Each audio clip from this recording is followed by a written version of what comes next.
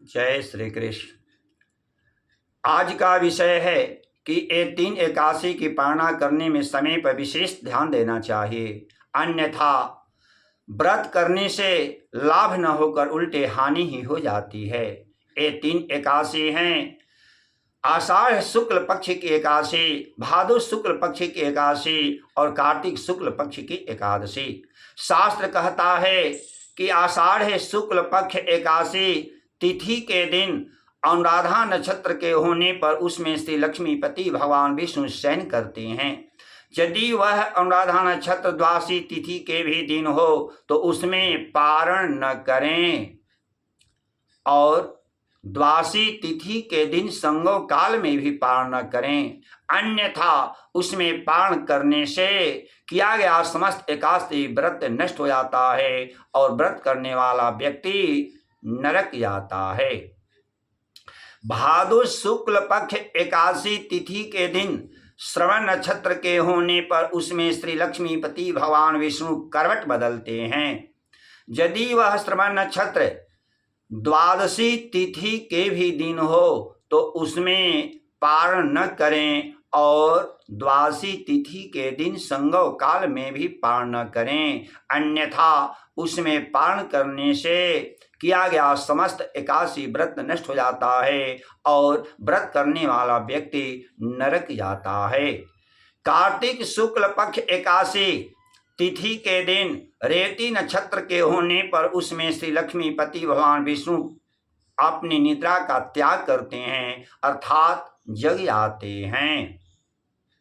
यदि वह रेवती नक्षत्र द्वादशी तिथि के भी दिन हो तो उसमें पारण न करें और द्वादशी तिथि के दिन संगव काल में भी पारण न करें, अन्यथा उसमें पारण करने से किया गया समस्त एकादशी व्रत नष्ट हो जाता है और व्रत करने वाला व्यक्ति नरक जाता है।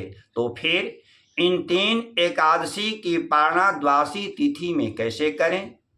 क्योंकि एकादशी व्रत करने वाले व्यक्ति को सदैव द्वादशी तिथि में ही पारणा करनी चाहिए।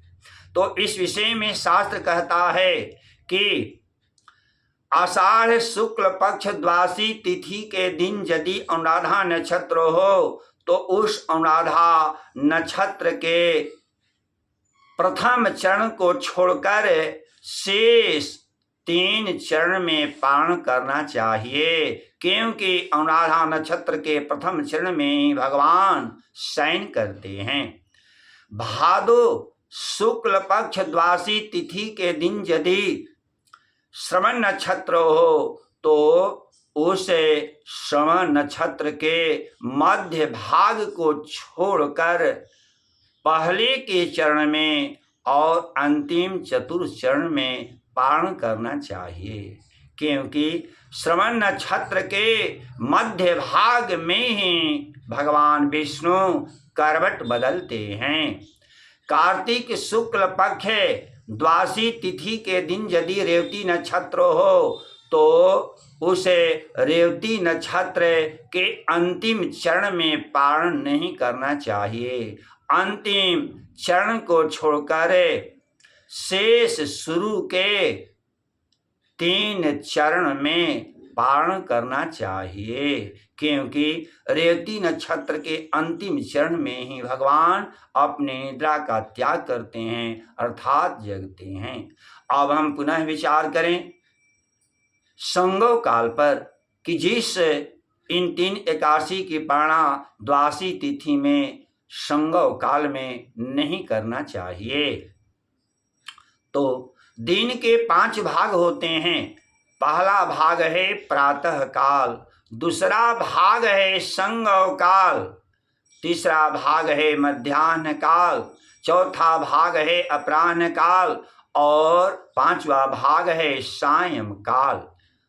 यानी सूर्योदय से लगभग 2 घंटा 24 मिनट तक के प्रातः काल होता है और इसी के बाद संगव काल शुरू हो जाता है, जो कि आगे 2 घंटा 24 मिनट तक लगभग रहता है।